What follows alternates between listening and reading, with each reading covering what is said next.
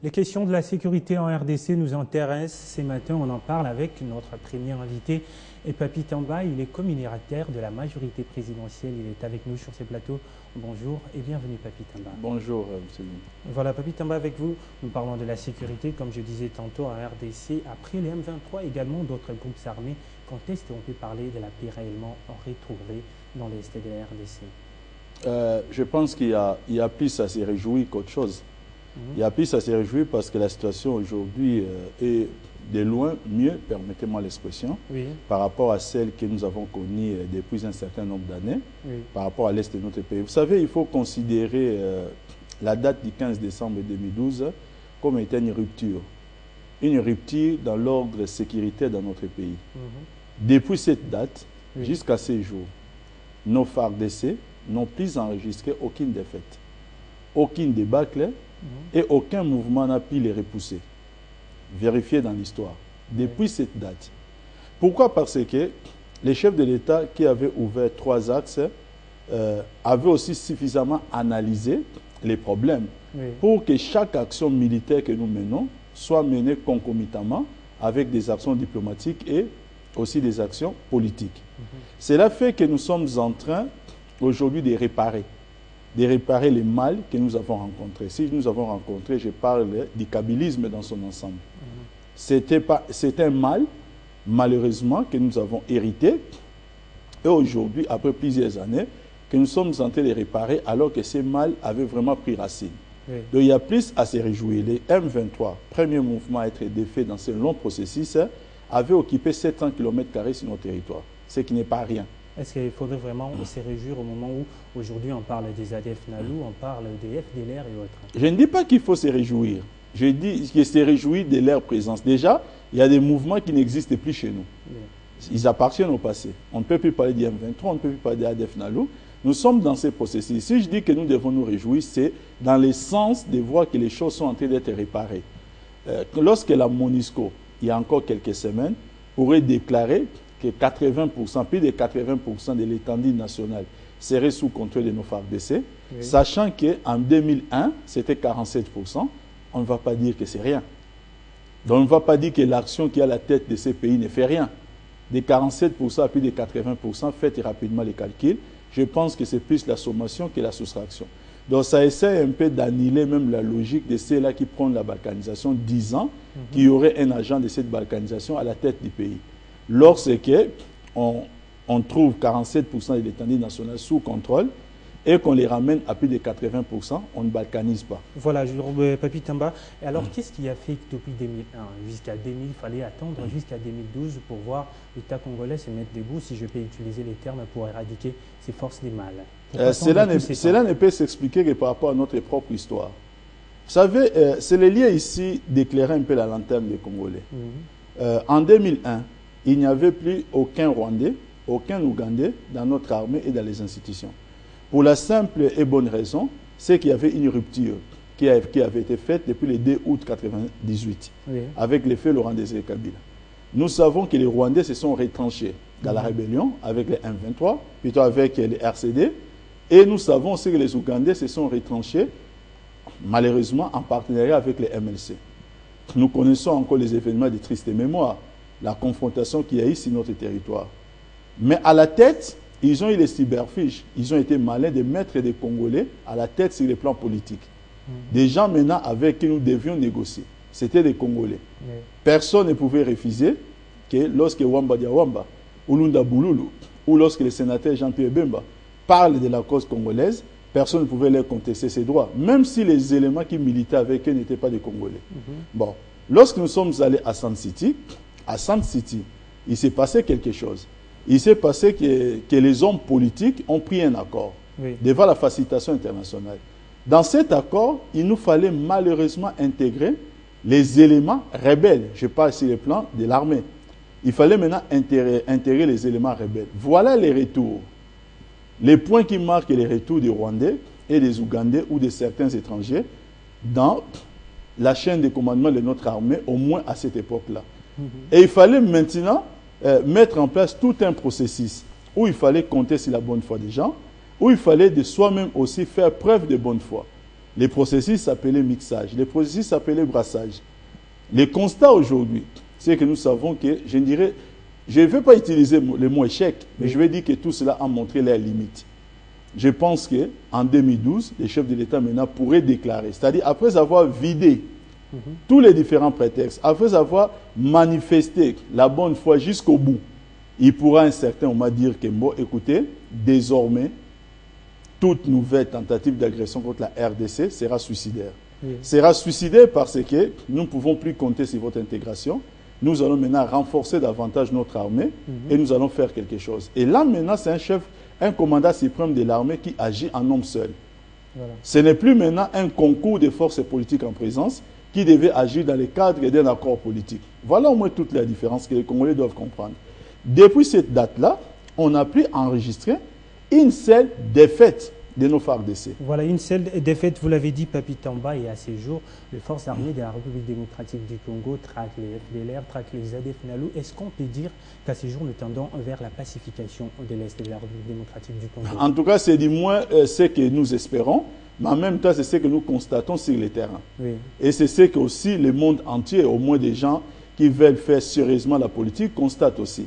Parce qu'il n'y a plus aucune force rebelle qui peut avoir une force de feu pour résister à nos FARDC. Mais comme disait le ministre Mende, nous agissons par méthode. C'est-à-dire agir par méthode, voudrait dire quoi? Voudrait tout simplement dire qu'on ne va pas nous demander de nous occuper de tout pour à la fin ne rien faire. Oui. Nous nous occupons de fractions rebelles après fractions rebelles, de manière à ramener la paix qui a été compromise par la mise en place des rébellions pendant plusieurs années. Oui. C'est le lieu ici de rappeler que si mes souvenirs sont bons, on a épinglé au moins 47 mouvements rebelles. Je dis bien si mes chiffres sont encore exacts, oui, qu'il fallait combattre. Donc, beaucoup de rebelles. Je ne connais aucun pays en Afrique subsaharienne ou même dans l'Afrique dans son ensemble, peut-être je vais exagérer, au monde. Je ne connais aucun pays qui doit faire face dans son propre État à plus de 47 mouvements rebelles qui agissent en même temps. Je ne connais aucun pays. Je ne le vois qu'en République démocratique du Congo. Oui. Pourquoi? C'est là maintenant que les Congolais doivent au moins se sentir interpellés.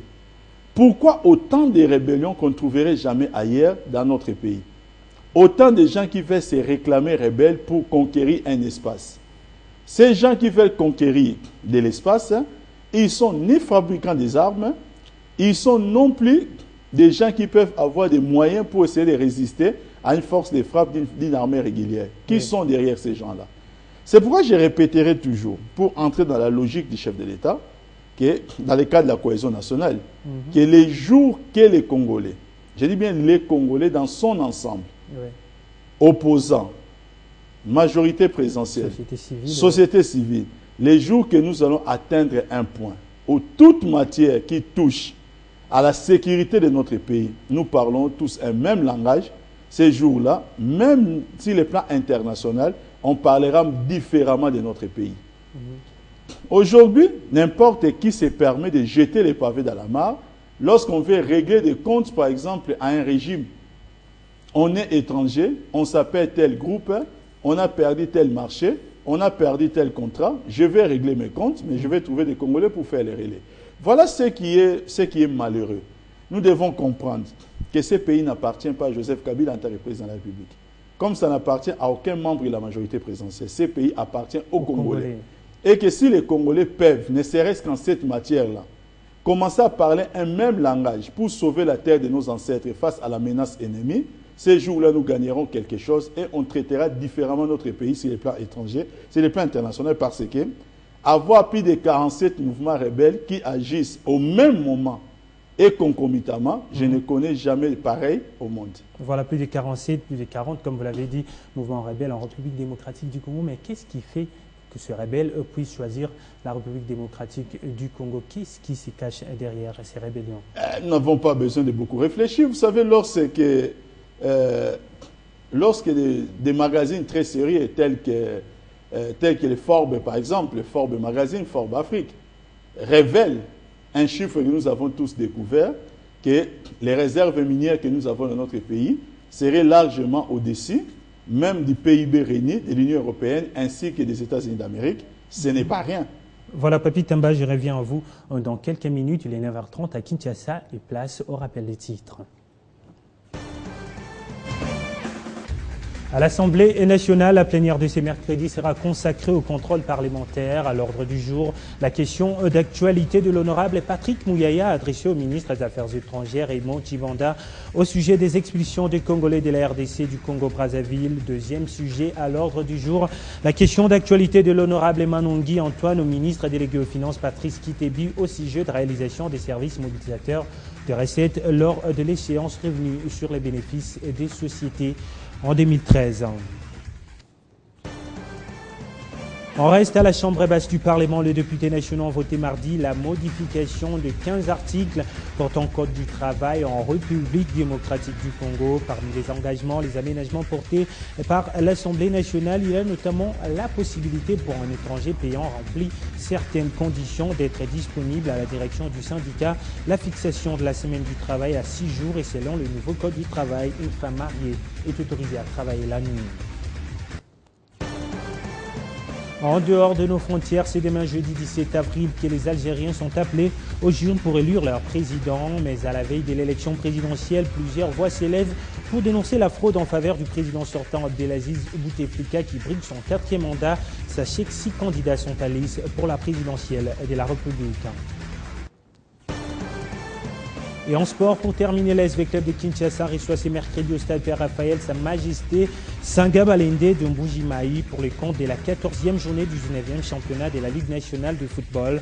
Classées dans le groupe B, les 2 équipes ont déjà validé leur billet pour les derniers carrés du championnat où elles retrouveront le tout-puissant Mazembe et Don Bosco de Lubumbashi. Voilà quelques titres et à 10h, RT Kinshasa, grâce à Salambo, reviendra pour plus d'actualités. Je reviens à vous, au Papi Tamba. On parlait de la République démocratique du Congo, exactement, l'Est et la multiplicité de ces groupes rebelles. Pourquoi au séjour? La RDC a une particularité liée même à notre histoire. C'est que nous sommes un pays convoité. Oui. Les dire, ce n'est mentir à aucun Congolais. Et un pays convoité, vous devez comprendre que c'est un pays aussi qui peut s'attirer malheureusement beaucoup de tourments. À l'époque, l'effet président Mobutu disait que ce n'est pas facile d'être les Zaïre. Oui. Ce n'est pas facile d'être les Zaïre. Donc, nous avons une arme efficace pour résister à cela.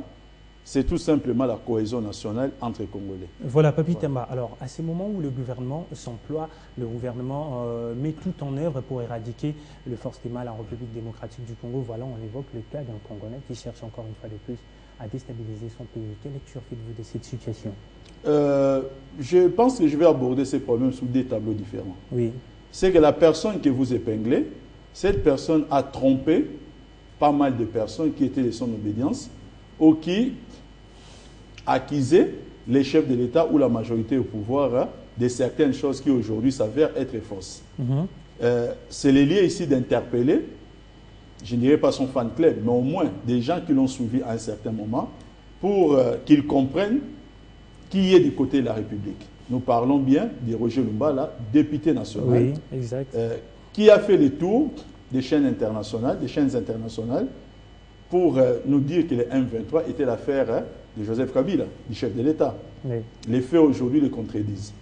Donc, des gens qui les suivaient peuvent au moins constater cela comme nous le constatons aussi, pour comprendre que mieux vaut être du côté de la République, c'est du côté du gouvernement congolais, pour que nous puissions tous ensemble combattre ces fléaux qui rongent notre pays. Ça, c'est le premier tableau.